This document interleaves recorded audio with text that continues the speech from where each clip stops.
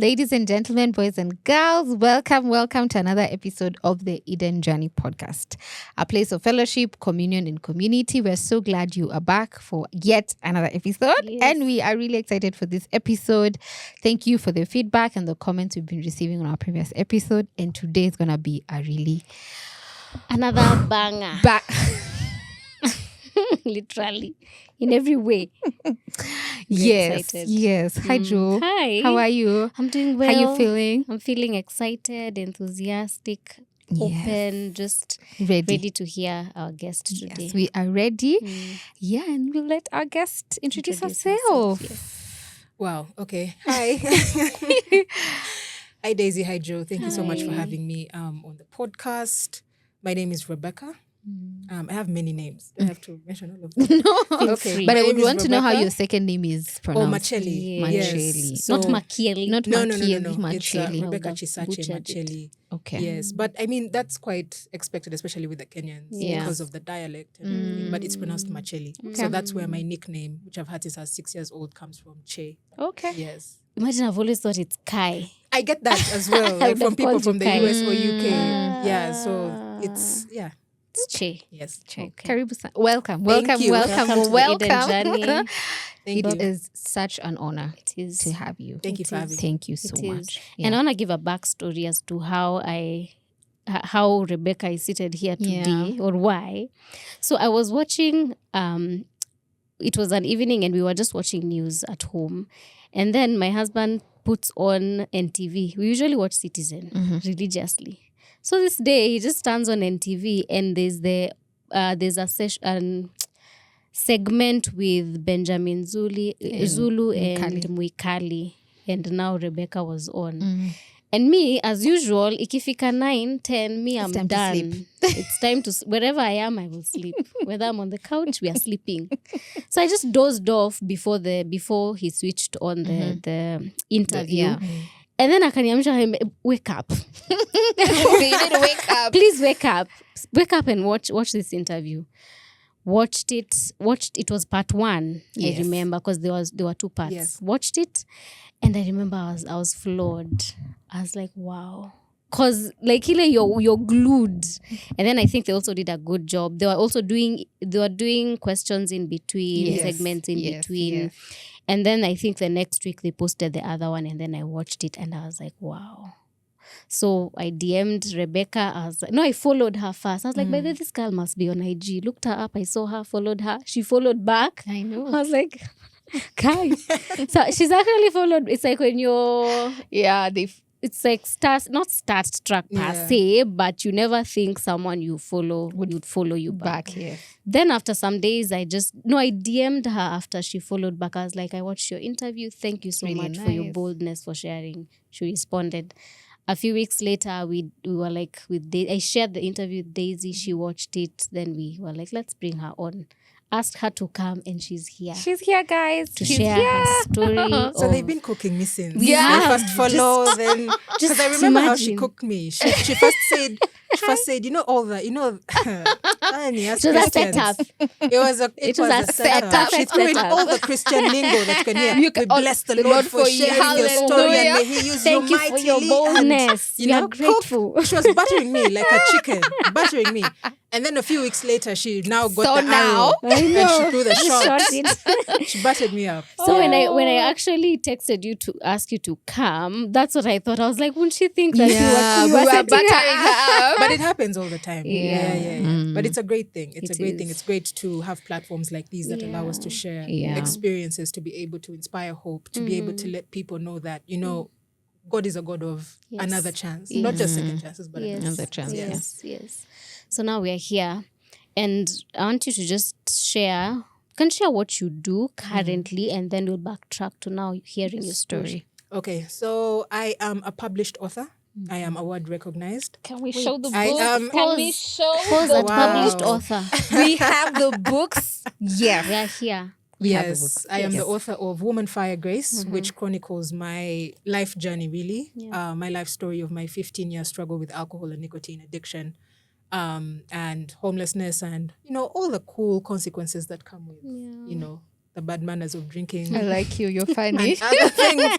Humor is a coping mechanism for me, by the way. And so that's why I usually like reading spaces before I go, because some spaces take humor as, anyway, people perceive your story differently. Yes, I've shared my story so many places, and then you look at the YouTube comments and someone will think you're speaking about something in a comic way, and when actually it's just to bring, like, I wasn't making fun of the situation. It's just a way that I have learned how to cope with what I've been through. And also, I know that I have a heavy story. Yes. I didn't think it was heavy until the first time that I shared it.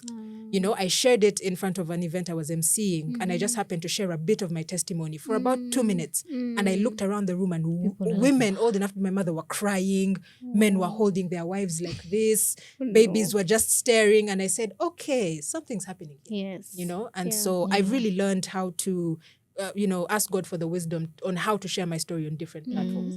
Yes. But humor, that one is a constant for me. So, I could tell even in the she's funny. Yeah, very funny. So, I'm a published author of Woman, Fire, Grace, and New Wine, The Broken Soul's Guide to Healing and a Fresh Start with God.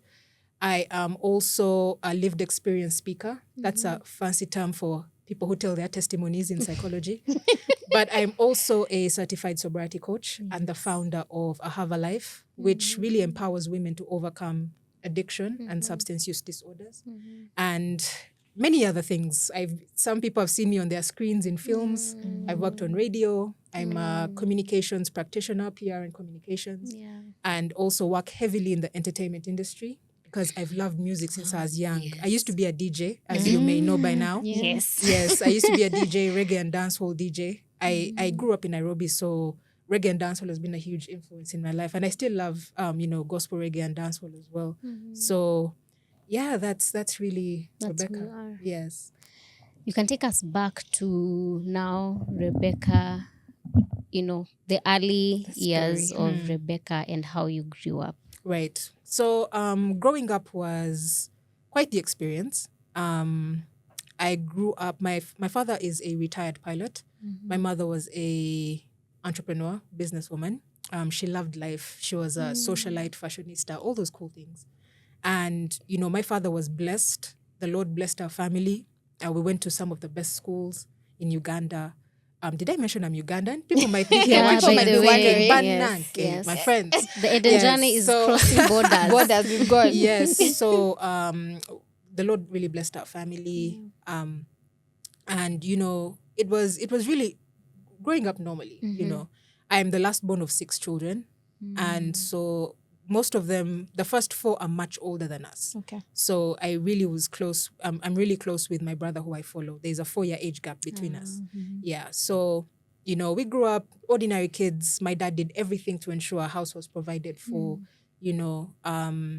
and really that really was just life. And I think it was at about when I was 8 years old that I started to notice that, there was a problem with mom. And one day we were driving, going for swimming. So I grew up in a culture where I have 3 good friends. We've known each other since primary 1 and we are still friends. And so from primary 1 till late, by late years, I'm talking late, like university years, we've always had sleepovers at each other's homes. So our parents knew each other. We knew each other. We were close. We went to the same schools. So it was their turn to sleep over at our place. So it was Sunday morning and mom was taking us swimming. So I remember we woke up in the morning, we made breakfast, and at 10 a.m. I went to my mom's bedroom door to wake her up and tell her, you promised to take her swimming. And so I'm knocking on the door, she's not opening. I'm knocking at the door, she's not opening. Then eventually she opens the door and, her hair is matty, her eyes are glassy, her eyes are red. She looked like she looked really frightening. And, I told her, Mom, you promised to take us swimming. And so she just granted and she closed the door. The next thing, she came out of the room with like the car keys. She hadn't even changed or anything. So we get our bags. We're excited. Kids, we loved swimming. Oh my gosh, so we get into the car. I sat in the front. My 3 friends sat in the back. And so we drive. So the swimming place was it was like a 3 to 5 minute drive from where we lived. So we drive. And I remember the first turn when we left home. As the car turned, it was a large car, it was an intercooler turbo. And I remember when the car turned on the first turn, something nudged me and told me, look over at Mom. And I looked over and she had passed out on the wheel. And the car was swerving and going off the road. And so with my little hands, this is a huge car, my little hands, I'm 8. My friends are in the back, they're screaming. And so I reached over to try and get the steering wheel. And at that time, of course, there was nothing that my little hands were doing, you know. So as the car is about to swerve off the road, my mom wakes up, you know, and then she sees me holding the steering wheel and then she hits me. And, you know, I'm in shock in that moment. You know, she's saying, who told you you're old enough to drive and this and that? So she grabs the steering wheel and she puts the car back on the road. 2 minutes later, we're at the swimming place. We change, we go swimming. They buy us chicken, chips, soda. Everything is forgotten. You know? Yeah, she comes, picks us up, and we go home. And so that's something that's seared fresh in my mind to this day.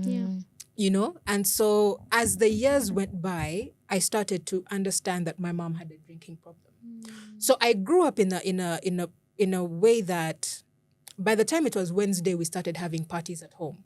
You know, the uncles are coming home, the aunties, you know, and these are respectable people in society. So you don't think like, you know, this is anything crazy. You know, they come home, they're adults, there's music, there's drinks, there's food. And my mom loved. She was the life when of the I party. tell you, I'm my mom I'm my mom, just dark-skinned. Every weekends I was at either VIP section of one of the most prominent plays in the city, Ebony's, or we were in the VIP section.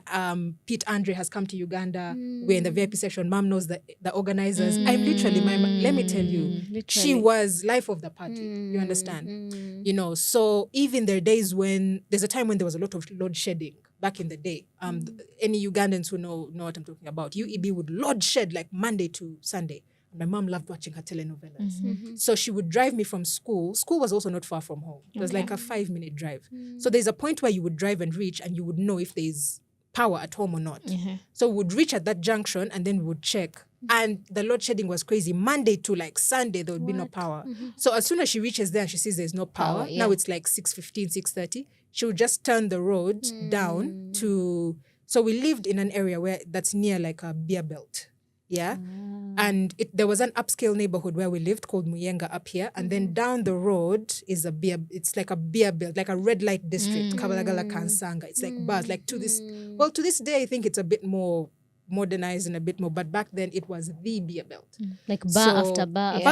Like bar. I'm literally telling you, there's not even a supermarket. Like there's not even a break at you when you're tired, buy some food. No, bar after bar, then a pool table place and bar, then there's a ghetto, then bar. You understand? So that's where we live. So she would turn the car and then we go sit.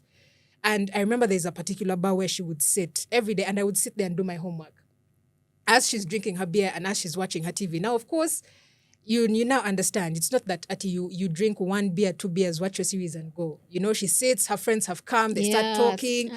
Me, I'm there. She's just, you know, for me, it was also open bar. So she would say, bring her all the soda she wants. Like me, I was just drinking all the Fanta. Like just come, you know, and I'm a sweet tooth. So she'd bring Fanta. Then there were the guys who would roast chicken outside. So she would bring her chips, chicken. So I was doing homework when I'm happy. We would get home at, let's say, 11. You know, and I have to be at school. I have to be up for school by 6. 6, I have to be on the road to school. You know, because I was in those primary schools that was very strict. It was one of the best primary schools in the country. By best, I'm not saying best academically. So grades were 100. You know, so this literally was life. You understand? So I always knew home. There's parties all the time. We were so happy. Even my friends, like home became the place people, if you want to throw a party, talk to Anne. If you want to turn up. My mom was always available. Like even if you tell my mom, you would tell her, I don't know, my daughter is turning 7 months. It's okay, home is open. I can cook, I can do. She always, like there was just, and I think that's where I got that mentality of guys, for me community was let's get together and feast and drink, you know. So life went on. Maybe to cut you short, sorry. Was she always like that? Do you have another memory of her other than that? No, because I'm the last born. Right. But what my siblings tell me is, this is a funny story. So my siblings tell me that growing up, it was dad who used to drink so badly and mom never used to drink. Okay. Then when she had me, something weird just happened. In my life, I've never seen my father drink. Wow. He can't even sit next to... I've never even seen next to an empty bottle of alcohol or water. He can't even be within its proximity. Me now, I have the opposite. I have seeing mom drink and deteriorate. And so for them, it's foreign. Okay. It's only me and my brother who I follow who've seen it. But the others, to them, it's a foreign concept. You know? Okay. So that's really... Yeah. I wanted to ask, so as you're 8, this is happening, where's your dad and what's his reaction? Right. So my father's a pilot. Yes. Yeah. So around 2001, he got... Like, he was pilot life. Yeah. So 2001, he got a contract to work with in Nairobi. Okay. So literally from 2000... Now, this was 2001, I was how old? About 10. So from the time I was 10... In the house, it was me, my mom, and my brother. Okay. You understand? So that literally was life, you know? So at about that time when my father left, my brother now was old enough to go to secondary school. So in the house, it was me and mom. So I'm the one who saw the worst years. Yeah. Okay. Got it. So at that time now, I started to see her deteriorate. So much so it got to a point where I think I was in my primary 7. And you know, the Uganda system, we are 763. So our primary is 7 years. So around the time of my primary 7 examinations, this was the time when she now started having the hallucinations. Like, we'd be sleeping at night and then I start hearing her screaming and I run to the room. It's like 2 a.m. I'm like, Mommy, what's wrong? And she's up in the bed and her eyes are wide open and she's like, the bear wants to eat me. And I'm like, what bear? She's like, the shadow is on the wall. The bear wants to eat me, you know? And so, of course, with all these things happening, I'm growing, I'm maturing, I'm becoming a teenager. I now have opinions and attitudes. There grew a certain resentment between my mom and I, you know, because I had so many questions. I was like, why would a grown adult act like this? Like, why would you drink yourself, you know, to this extent? So eventually I did my primary 7 examinations and then I went to senior 1. I was so excited because I just wanted to leave the chaos of home. So senior 1 comes, still the same old Che. I was a very driven young girl. I was in every club. I was in debate. I was in writing. I was in I don't know what. I played every sport you can think of. Even rugby, I tried. Football, basketball, volleyball. I tried everything. Tennis. But I was such a big child. Don't even know what took me to the tennis court. I think I ran 1 lap on the tennis court like this and I never went back. It was insane, you know. But that's the spirit I always carry, that I can do anything. So one of the sports I fell in love with the most was cricket, you know, and I remember my dad supported me so much because he too used to play cricket. So, you know, things went well. I got into the school team. It was really fun. I think it was in my senior 3 when I was 14 in my senior 3. And that is when we were selected, me and a certain friend of mine. Well, she was a year above me, but she was on the cricket team as well. So we were selected to represent the school and the country in a cricket conference in Zambia. You were good. Yeah. Wow. Let me tell you, when they say spirit of excellence, you are good. When I tell you, So they selected us to represent both the school and the country in Zambia at a conference by the British Council. It was called Dreams and Teams, Kicking Polio Out of Africa. You know, so I was so excited. So our patron teacher comes to class, you know, it's about 3 p.m. and she's like, Rebecca, how are you? Do you have I think it was such a rushed process because she just came for me in class and she said, do you have a passport? And I said, yes. She said, okay, you're traveling to Zambia today. The British Council is taking you. I was so excited. I was like, oh my gosh. She said, yes, we've already called your mom. She's on the way. My mom arrived at around 4 p.m. She was lit. Oh my gosh. She was so lit. I don't know when she received the news because the whole time from when she picked me from school up to when we got home, she was just on the phone, like she was just telling people. Rebecca's going to Zambia. My daughter, you know, my daughter's going to Zambia. Yeah, my daughter's going to Zambia. Rebecca's going to Zambia. So when we got home, I was so it was cringy and irritating at the same time. Because now you're a teenager. Yeah. And so I go home. I'm packing my stuff, and that was the time when we had landlines. Remember the landlines? Yes. Now landlines, there were those big books yellow like yellow pages. pages. Yes, so everyone's number and contact was in there. So I'm home, I'm packing my stuff. Me, I'm just excited. I want to get on the plane and go. I'm like, Zambia. So I jump onto the plane. I'm packing my stuff. Mom is in the room. I can hear her. She's on the phone. I can just hear pages. Next. Yeah, and then you're hearing, hello? Do you know Rebecca is traveling to Rebecca? She called the whole phone book. Rebecca is traveling to Zambia. The whole world knew I was traveling to Zambia. So she was drinking the entire time, even when we were home. So it comes to its evening time, about 8 p.m. My flight was at 5 a.m. So we had to be on the road by midnight. And this was before we had our expressway built. Okay. So the journey to Entebbe was a long time, like 2 hours. It was a journey, you understand, from Kampala. So I'm packing my things. So as I'm there, I had grown up and become so accustomed to the acoustics of the house that I knew if something fell in a certain room, I would know this is a pot. This is the ornament on the. So I had a very loud thud, and instinctively, like the alarm bells in my mind went off. I said, this is not something small. And I said, and this is coming from mom's room. I said, this woman has fallen. And so I ran to her bedroom. And indeed, the Yellow Pages thing was down. The landline phone was off the hook. She was on the ground, and the alcohol bottle had fallen, had spilled, and the glass was out of her hand, and she was on the ground like this. So I ran to her and I'm shaking her. I'm like, Mom, wake. I'm shaking her awake. And then she passed out for about, I think, like 10 seconds. Like the same thing that happened when I was 8. Yeah. So she wakes up and she looks around. So she sees the alcohol spilled. So in her mind, she thought I'm the one who spilled the alcohol. So she hits me across the face. And then she says, who told, like, why did you pour my alcohol and all of this? I just stood up because I was I can't even call it anger. I don't know what that emotion was. It was an indifference. I stood up and I said, I'm not going to let this woman ruin my trip. Yeah. I went to my room and I just shut the door and I just sat there on my phone, just playing games and, So I remember thinking and saying, if this woman is driving that car, I'm not entering it. Yeah.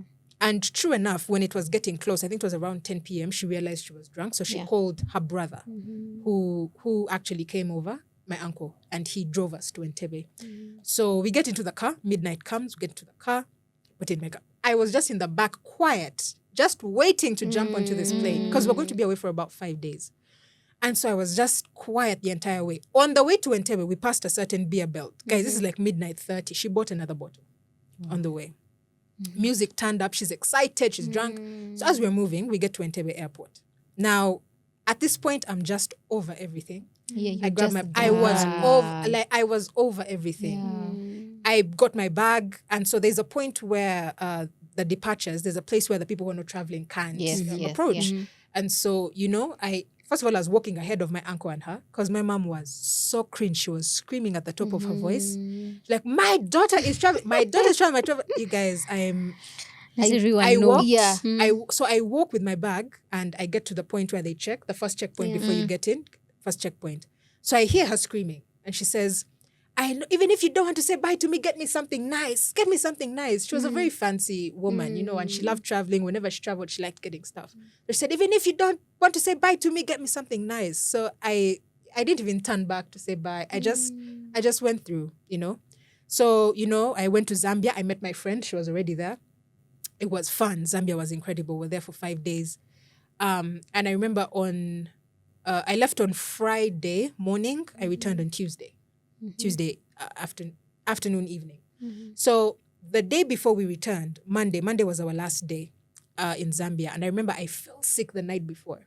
We were at the final farewell dinner for all the delegates who were there. There were people from Zambia, there were people from Nigeria. I met the president of Zambia, the late Levi Mwanawasa. Wow. I met him. Where did that photo go?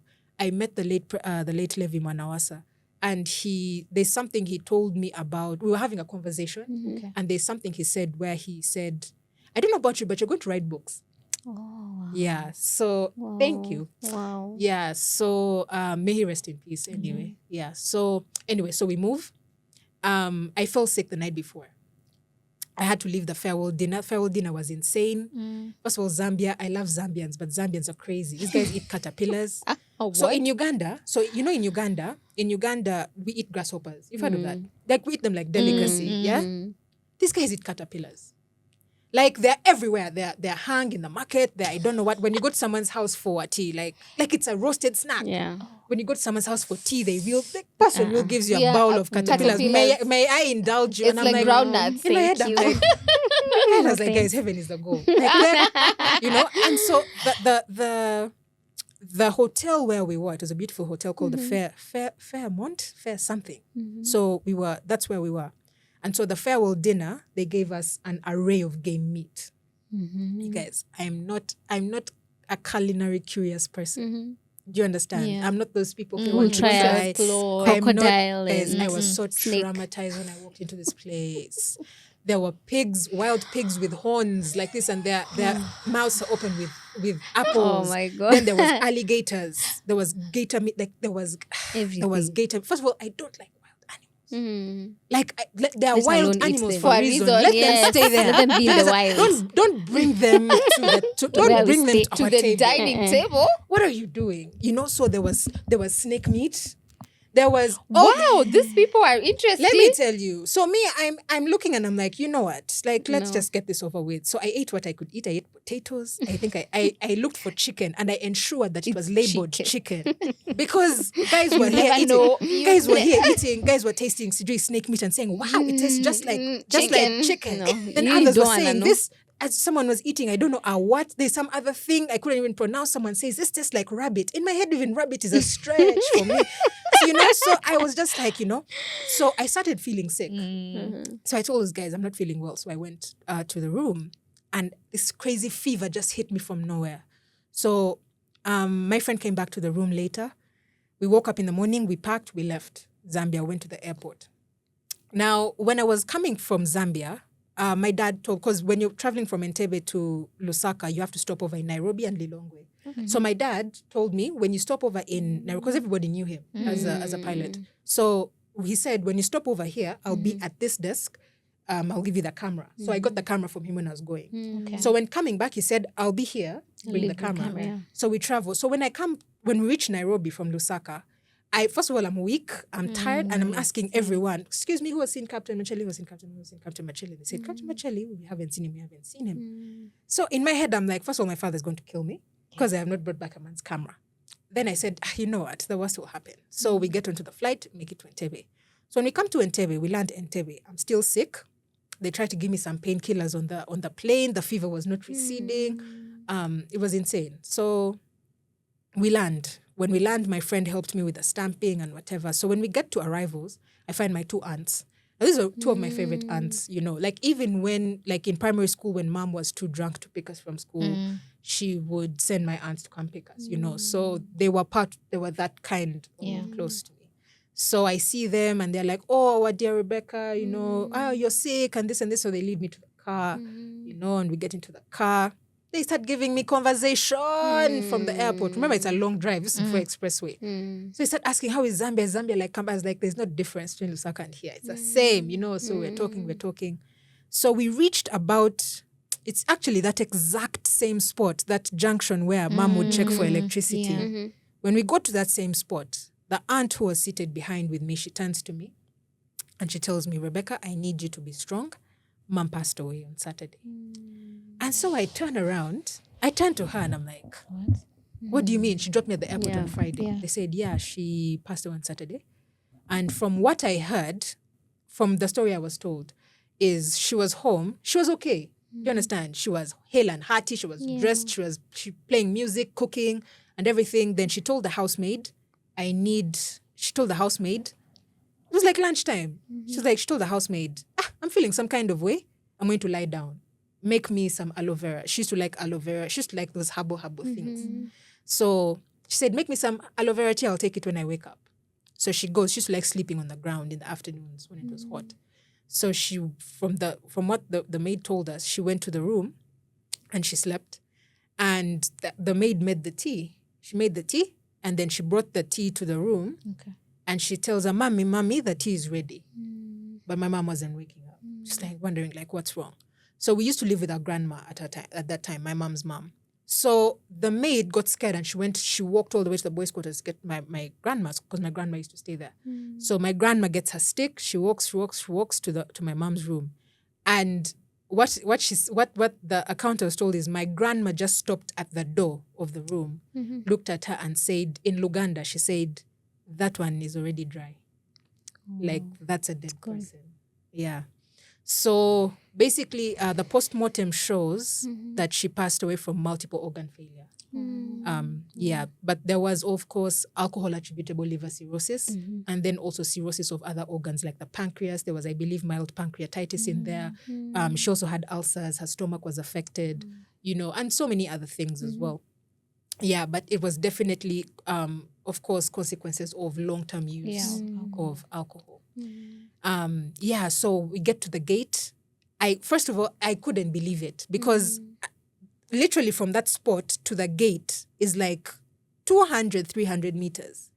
And so as this news is sinking in, I'm now looking at the gate and there's a line of cars and I can see tents at home. And there was the King's College Budo bus, my high school bus. So basically the whole world knew except me. So they were waiting for me to arrive to bury. So they picked me from the gate. They asked me, who do you want to pick you at the gate? I called my dad and my brother. I said, Dad and Nick. That's why your dad was not at Nairobi. Yes. And the thing is, I now found out that the people at the airport knew Captain Makyeli had lost his wife, but they couldn't tell. Yeah. Wow. I don't know what would have happened in Nairobi. I don't know if I would have boarded that flight. So I would have put me in the cargo hold or something. I would have put me in cargo because I wasn't going to travel as a passenger. Let me tell you. So it happened. The burial was slated for Wednesday, the day after I arrived. So Tuesday came. So my dad and my brother, they took me inside. Wednesday came, we buried. And then life went on. Dad went back to Nairobi. I was now in the house with my brother. Now, my brother is his father's son. I'm my mother's daughter. My father and my brother are one and the same. They're interested in the same things, aeronautics, engineering. Nerds, they're nerds. Nerds.com, Even now, he's a cyber tech engineer, something.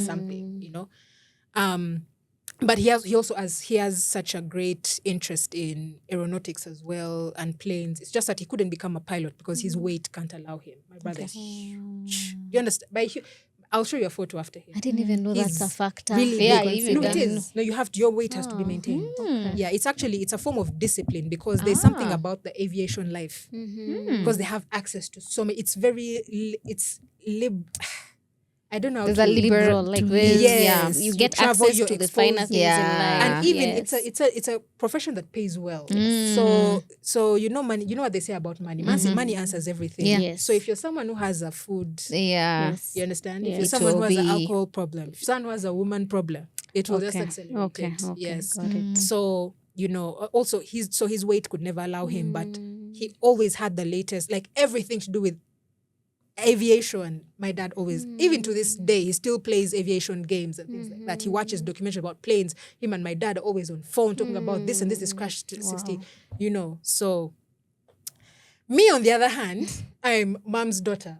Watch TV the whole day. I'm always listening to radio. I wanted to know, I knew the top 10, top to bottom, bottom to top, alphabetically. I knew everything in pop culture. I was even surprised when Trump became president and guys started digging up things that this guy used to be in Hollywood, he's not fit to be. I'm like, who didn't know that Trump was a socialite? Like this guy was in Home Alone, you understand? Yeah. That guy was like, he was an actor, he was a businessman, he was, So I was so in touch with pop culture and music, and I was so in tune. You understand? So, and Dad did everything to ensure that home was comfortable for us. We had computers, I was such a reader and a writer. The first thing, as soon as I started walking, my father taught me how to read and write. Wow. Yeah. Even this thing, what's it called? The nation code word. There's a crossword. it's not crossword. There's the code. No, Sudoku for words. It's called code word. Okay. It's been there since like the late 90s, early 2000s. My dad taught me how to do that thing from a young age. Right now, if you give it to me, I can Do it in seconds. in less than 30 seconds. Right now, like I got to that point. My dad always ensured I loved reading. Whenever we were traveling, he would just throw me in the bookstore at the airport. Like he would just throw me. He said, I have to go someplace. Just throw me in the bookstore. And I just ran. And when he comes back, I've carried so many books. But he knew he was fueling because he knew how much I loved to read. Yeah. So I had all those novels.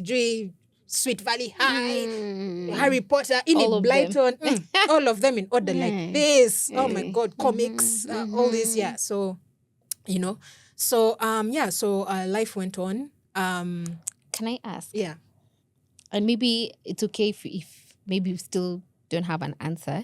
Did you ever find out what was mom's, because alcohol tends to mask or to be a coping mechanism. Not tends, it is. Did you ever find out what your mom was coping with? No, but I do know that she was dealing with something. Okay. You know, and I really feel like so many people around me knew.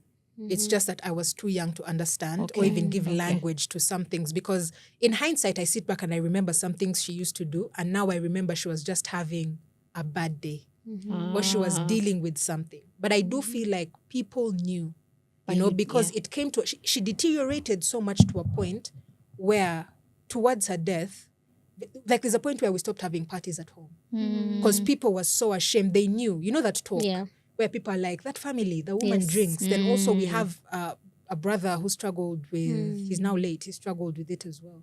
So there was all that talk, you know. So when visitors would come home, they would have to come see her in her room, but the light would be off. She would be in the bed, but the light is off. And then they would put chairs for them and they see her like that. Not that she was sick. Okay, well, ideally, it's a sickness. But it's because alcohol had taken over her life that much, you know. So, yeah. But I do know for a fact, knowing what I know and what I've been through, you know, she wasn't drinking it because it was delicious. There was definitely something that happened. You know? At what age did you guys lose her? How old was she? She was just a few... let me see, July. She was like 2 months to her 50th birthday. Yeah. So so life goes on. I'm in senior 3. I went back to school. Now senior 4 is when we do our first set of exams, O-levels. So I did my O-levels, you know, so senior 4 VAC is here. So I'm home. I was a good kid, guys. I was a good... I love to read. You're on the I would cricket read. team. Thank you you. were also a nerd. Yeah, I was a nerdy, but like not like my bro. In comparison, no, but but my brother and I were in the same school, so people used to compare us so much. Me, I would excel in arts. Then, like in arts, I would say like dancing and, you know, let's say sports here and there. He was also a sports guy. He played rugby because he was so huge. And then he started some aviation thing at school. You know, like he was the nerd. So people would compare us. You know, every time they're reading best student of his class, he's, you know, walking. He became a prefect. You understand? Wow. So, you know. The big brother thing. Exactly. So senior 4 vacation. I'm home, you know, chilling. I had a phone. He's called Nicholas. Nicholas would always be in his room. He never comes out except like for food. But also him, he's not, he doesn't. He's introverted. You know, he's I can't even call, what's Nick? I can't even call Nick introverted. That's not even being introvert. I don't know.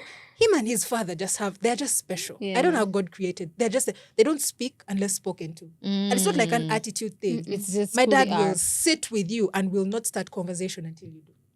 And it's not that it's just who he is. It's just who they are, you know? And so some days I would see him seated. You know, they really say opposites really attract. Because my mom would just be there. I think my mom would just start trouble just to... Like to just hear her yammering. The man is just there seated in his chair, read BBC's on the radio. Man is reading his newspaper. And my mom is just there, 500 words per minute. You know? So I think there's just anyway, I don't complain about my personality because I think there's a way that God creates people. You know? Maybe it will complement someone in the future. Maybe. I don't know. Yeah. So senior 4 vacation. So senior 4 vacation, I'm minding my business. It was like 10 p.m. I was watching, I'll never forget, I was watching MTV, Top of the Pops. And so a friend of mine calls me. So I had a friend in school. He was like a bestie of sorts. Yeah. So this night he calls me. So we had a telecom network that had started this whole, I don't know, like 1 shilling per second thing. And so it would start at around 11 p.m. until 6 in the morning. And we would be on phone talking. And you wonder what 15-year-olds like, what are 15-year-olds talking about? The whole night. I remember. We talk. So this night he calls me at 10 p.m. So I see the phone ring, pick up. I'm like, hey, what's up? He's like, hey, what are you doing? I'm like, I'm watching TV. He's like, okay. So I have my brother's car. I want to pick you up and take you out. My head is like, you heathen, take me where? I said it's 10 p.m. It's the night.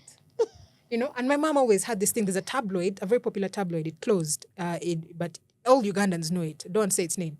Very popular tabloid. So it would always have like photos of naked women of the night before, showcasing basically all the lewd culture of Kampala in the night and whatever. So my mom would tell us, if you're not careful, you'll become like these ladies of the night.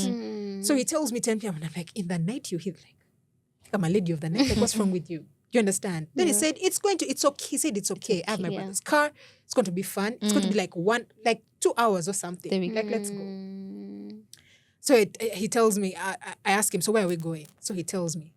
So he mentioned a place which is a very popular, it's not even a bar, it's a discotheque. The word discotheque was in the name. Like that alone should tell you what kind of establishment this was. It was a discotheque. And I was like, what is this? He said, Che, calm down. Relax. Yeah, like, let's go. I got you. Like, it's like, psh, no problem. I think my brother saw me like getting ready, but he didn't even ask. You understand? And that was my brother is someone, first of all, to this day, he's never drank alcohol. He's not an out person. And he's married now. I don't even worry about him. I thank God. Like he's married. I'm like, wife, he has a beautiful wife. Pastor, that one, I'm not worried about him anymore. So I think he saw me getting ready and I was like, went to his room. My friend picks me up at around 11. I wore, you guys, like in this life, I'll never forget that outfit. I wore a red tank top. Now, the school I was in, we used to have natural hair. So my hair was out like afro. I didn't know how to. By then, all this natural. What's it called? Black hair. Yeah, it wasn't what popular. They called protective. Popular was it? No. Yeah. In 2006, who knew about Bantu knots and flat It was twists not and as twists, now. nothing. No one knew, So I just the afro. It was just like this. You understand? I was in a red tank top and we had jeans. Oh my God! If you remember those green flared jeans. Hipster. They were not even hipster. They were not the bell bottoms was cute. Yeah. They were like bell bottoms and then they were dark green. But then here they had like brown faded. Yeah, they come to mind. Then I threw on some very strange heels that my cousin had left. They were not heels like this. They were a low block heel like this. My God. Because I was wondering, I was like, what do they wear in the 90s places? So I wore it with my big glasses at the time. I was a teen. What did you wear? I know the thing. Really? So I wore my things and I had some bag. I think it was my cousin's as well. She had left it there. Some bag. It was like animal print. So my friend comes and picks me up. Picked me up. He was in a short chassis. It was green. How old are you guys? You and your friend? I'm 15. Okay. I'm 15. Wow. Living my best life as a good girl. So the car arrives. He picks me up. We go. Now, the place was also not too far from where we used to live. It was just down the road, industrial area. So we drive, music is playing. So he's like, why were you, being so weird on the phone? I was like, by the way, if I'm a lady of the night, if that tabloid catches me today. If I'm on that. If anything happens to me today, So we banter, we get to the place. Oh my gosh. I was seeing in real life what I had seen in tabloids for the last 15 years of my life. The place was a sea of people. So this place was now like the ultimate party place in Kampala, because now other places were beer belts with bars. Okay. These ones now were just discos, back after back. Here there's this one, here there's this one, here there's this one. There were like 4 major discos. So the place was packed. It was like a sea of people. My friend tells me, let me park the car. Then we walk because we're not going to get through. So we park. He holds me. I did not let go of it. I held him. You know how I think my arm went around his arm like this because there were so many people. The men are looking at you like, pray. Then the women are dressed. It's like when they were leaving home, they couldn't decide whether they wanted to dress or not. I was so traumatized. I said, what is this? And it's like, can you just relax? I'm like, how can I relax? Like, do you actually see the environment we're in? So we make our way to one of the discos. And so this one, it had upstairs and downstairs. But upstairs was now VIP. It was like for the big dogs of town. Yeah. So we're 15-year-olds, We've just come to just pass our time. Yeah. So he grabs me, we walk in. The bouncer did this to it. Basically the bouncer knew him. He did this, didn't even check us for ID, didn't even check us for nothing. We walk in. I get inside. It was so dark. Oh my gosh. It was so dark. I think the difference between upstairs, I think the perks of going upstairs is you get some light. Downstairs was so dark. There are men who are just, these people. Let me not use that example. But you would go to bars and you see people who would hold one drink the whole night, just scouting the whole. The place was full of such. I was like, why am I here? I told him, listen, this is good and all, but let's just let me go home. He said, no, calm down and whatever. So at that time, there's a company, a beverage company.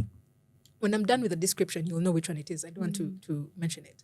So at that time, there was a beverage company that ventured into RTD drinks. Forgive my lingo. I worked at the brewery at some point. Yeah. So they started to manufacture RTD drinks with the variants red and black. So the marketing strategy that they had in 2006 to enter the African market was branded refrigerators. And you know the nature of the drink is it's very translucent, that when light hits it from a certain angle, it refracts and it like there's a very bright, you know what I'm talking about. It brightens up the place. So this establishment had that. And the fridge was in the counter. So that light was it was the only light in the place. What is lighting the room? I told my friend, take me straight to where that light is. That's the only place I want to be right now. So he takes me to the counter. The bartender knew him. Like the lady. She's like, hi, hey, good to see you. She mentioned his name. How are you today? So my friend tells her, oh, this is my friend. Please look after her. I sit down on the bus stool.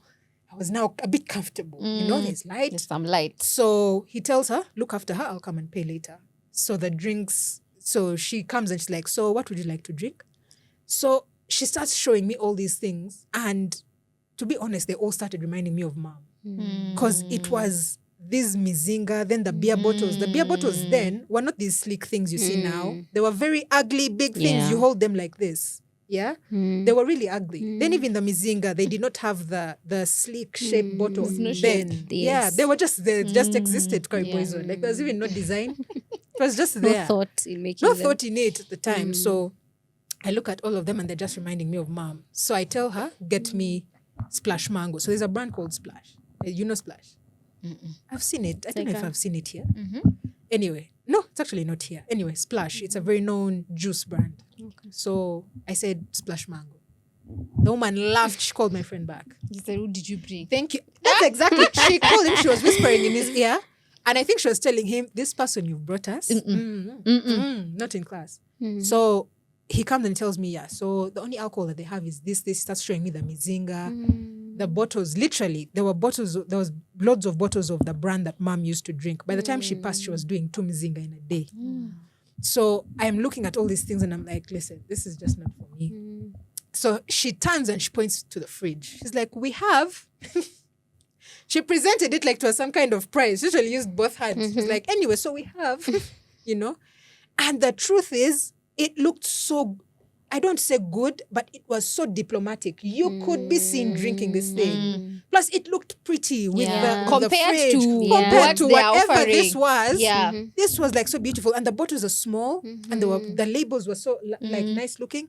So I said, I'll have that. So first of all, it was on promotion. So my friend tells, said, just keep them coming. I'll pay. Yeah. She kept them coming. And literally, so this is, you see how I'm sitting in this chair? Just imagine there's a wall behind me and this is the counter, then the fridge is here. So I literally was at the depot. Do you understand? I was at the source. And remember, I did not know what intoxication felt like. And I'm a sweet tooth. So I was drinking these things like... Back to back to back. Back to back. I think I drank like 9 in the space of an hour. Because remember, they're tiny. Yeah. And so sweet. You know that this is the psychology of drinking. You see those plastic mugs, plastic mugs. So in order to trick you, to make you buy more, especially if there's an RTD promotion, they use the big plastic mugs for the small drinks so that it stops like a bit halfway. So for you, when you're drinking, you keep thinking, I need more, it's getting done. Psychologically, that's what it's telling your brain. You know, the thing is sweet. I'm just drinking. I'm thinking it's like soda. Yeah. Next thing I know, first of all, it was reggae raga night. I'll never forget. Reggae and dancehall is my thing. Oh my gosh. Next thing I knew, the right shoulder was doing its thing. Then the left leg was doing its thing. Next thing I was up. I don't even remember how I entered the middle of that dark dance floor. I sailed my way. I think my friend, this is what my friend told me later. He went to the counter to look for me and I wasn't on the seat. So he asked the bartender, where is she? And said, I don't know, she went to dance in the middle. So he started looking for me.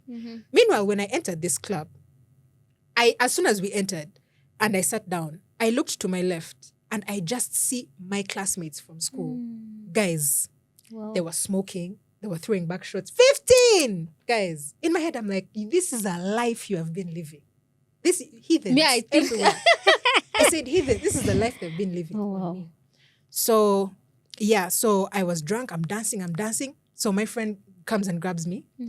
I remember he grabbed me on the dance floor and he told me, Che, I'm taking you home now. And he told me, now this is where I stopped understanding. He told me I fought. Me, the person who didn't want to come, I had refused to leave the bar. I had refused. I told him, I'm not going home. I still want to dance. So he managed to convince me. I don't know how I got home.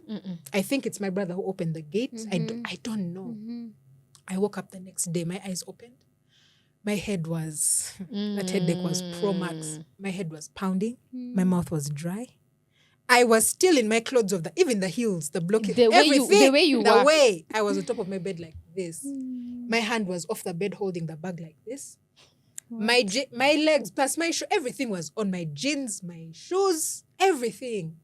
I sat up. Before I even did anything, I picked up my phone. It was midday. I picked up my phone and I called my friend. And I told him, where are we today?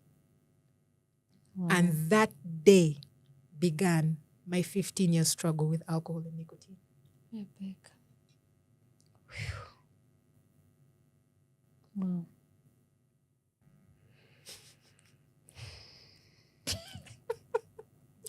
At the back of your mind, as you're drinking the first drink, it's not hitting you that this is mom's path. Yeah. When you're drunk for the first time. No, I'm saying when you wake up. Like when you woke up. Of course not. It didn't register. No. It didn't. All I could think about was next. That was fun. Next. Like, okay, so what more of this is there, you know? So I called my friend because I saw how my friends were having fun the night before. So I woke up and I was like, this guy is not leaving me today. Yeah. Kumbe, I've been missing out. Yes. So I told him, you know, but it didn't start at I was drinking nine bottles every time. No, the first time was because I did not know that I was getting drunk. Yeah. But it started slowly, but that now had become my drink of choice. You understand? Because it wasn't what mom used to drink. So I would drink like here and there, 2, 3. Then I would pause because I got PTSD from that first night. I said, I'm not drinking all those things. Yeah. So I would drink like 1, 2, 3, you know, like that. Plus also I was a new drinker. So 2 were enough to just send to me knock you friends, out. You know. So, yeah. So S for VAC went like that. I went to S5. Senior 5 was okay. Senior 6. So you're still going out with your friend? He's coming, he's picking you up? No, we actually went to separate schools, but we would meet during holidays. So that you can continue. Yes, but even during school, because for A-level, I went to a very liberal school. Okay. So I even became a prefect, so I could leave school at will, you know, just to go party. And plus, it was cool. Do you understand? Yeah. Like, you're the chick at school who's going out to party with the people. Do you understand? It was deemed as cool by then, you know. So just know by the time I sat my S6 exams, by the time I was in S6, by the time my senior 6 vacation got done, if there was elections to be MP for partying, they were going to elect me. And I knew what was happening, where, when, on which day, who would be there, who needed to be there, everything. And how to get there. I was the there. go-to person, So I even started getting people from other schools, my friends who I knew from primary. Now you see, like my friends, the ones that I knew, I'm the one who spoiled them into drinking. They were good girls. They were in an all-girls Christian school. And I brought my lumpen behavior. And I told them, you guys are missing out. First of all, I was in the school with the boys that their school liked. So I became the plug. You understand? So I told them. Cool. So I told them, you guys, first of all this goody behavior with your natural hair. Come, I show you the nighttime. You need to present yourself in the nighttime. So they would all come sleep over at my place. So it would be a sleepover with 15 girls. They would lie to their parents. We have a youth conference for the whole weekend. So they all come to remember my house is just near me. Yes. Yeah. So it was just, they come, they've bought clothes, you know, and they're the pretty girls. You know, they're so pretty, but they're so good, you know. Me, I'm there with my lumpen behavior. I'm so used. I'm like, you guys are even dressing too much. Me, I'll just wear my t-shirt. I'll like wear my, because me, I had one mission, to dance and get drunk. I wasn't drinking at it too. I'm hunting for guys or whatever. For them they were so, you know, makeup and because the boys are gonna be there and whatever. Me, I had one agenda. Drink, dance. Finished. So we would go out with them, you know, and they're all, you know, pretty goody good. But the thing thing is, they were good girls. Yes. That's the truth. Yes. But of course, some of them, got swept in and all this. So they would be with the boys. The boys would come around, and they're all. But it's And that quite age, your interesting. emotions are Thank everywhere. you. And me, I was used to these boys. In school, I would see them in their running, being given punishments in boxers and slippers. So they were not attractive to me. But them, then an Them, all they were like, girls school. oh my God, look at so and so. I'm like, what? And If you knew. it used to make me laugh so much, but it also, that area of my life, it shaped my relationship with the opposite gender so much, being able to relate with the opposite gender at such a level. Yeah. I was going to ask, Senior 6 is the equivalent to Form 4 here in Kenya? Yes. Okay. No, our Form 4 is Form 4. It's just that as we go beyond Form 5 and your Form 6, 4, right? as we do Form Okay. 5, Form 6 Yeah. advanced level. Okay. Yeah. So it's like a first year, second year in Kinda campus, thing. kinda. As if- 18, 19. No. Okay. She's So- 16, 17. A level, Okay. S5, I was 17. Mm-hmm. S6, S5, because I started school a year before everyone. Okay. That's why I Started was early. 15 in my Form 4. And then I was 16 in my Senior 5. Then 17 in my Senior 6. Now, when I went to universities, when I goodness. became 18. Okay. So And by now- the time Senior 6 vacation was done, I had drunk everything. I had tasted everything. S6 now I had even moved. Like I was now drinking whiskey and gin. The sweet things we all were these done. things. Yeah, sweet. No, sweet graduated. would be there, but For- for like, let's yeah. say a lazy afternoon. Now we Not had, serious. You're not being You serious. don't want to do much. Just to pregame, just to wake up. Yeah, to you the know, Appetizer. Just to wake up. We had now moved. Yeah. So so we move on. By the time S6 vacation was done, okay. party was party. I get your dad is a pilot. I Yeah. get that part. But isn't he coming home even when you're on vacation? No, he comes home, but even with coming home, like I'm not going to be nuts when my dad is around. Yeah. So you My you dad didn't play the even know. cute girl. Exactly. Okay. I wasn't that mad at that time. At that time. that And your time. brother is not telling on Spilling. you, For what? He Like, he mind was your own his own business business. ministry. If mind your own business, well, I told you, him and his dad are like this. one person. Like if it's none of my business, none of my business. Everybody you. live your own. Exactly. Okay. You know? Okay.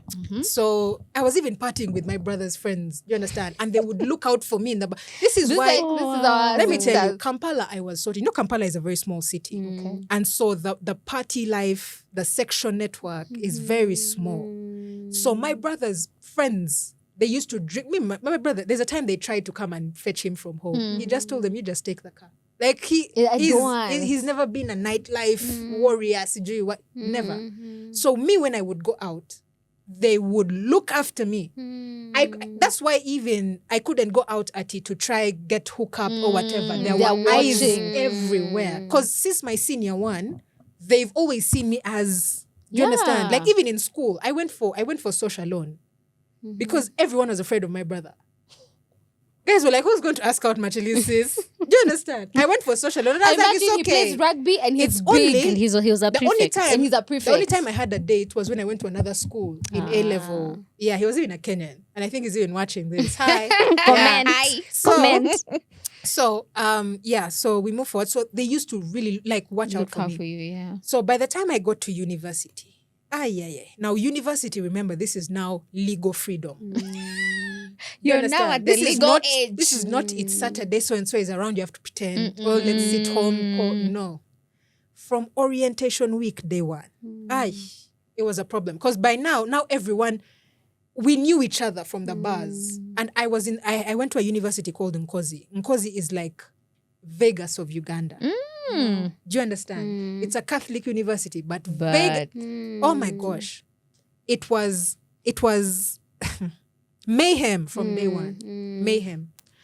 So anyway, life goes on. How are your Drink. grades? We are coming. We're drinking. So we get to a point. This is second sem of first year. This is now when the negative effects of drinking started showing. And I always tell people that you will always find people justifying their habits or their lifestyles simply because they have not yet seen the negative effects manifesting. You know. So the negative effects started to show. I chewed my tuition. to drink. Wow. And I keep telling people tuition money is cursed. Leave Let me tell you. tuition Do you know money that you alone. can save money for a business? Eh. You can save money for a business and say, I'm going to, let me pick some money, I'll replace it.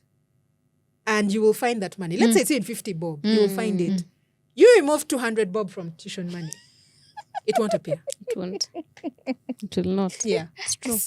Hand and sweat of your parents, you're eating it. Yeah. Can't.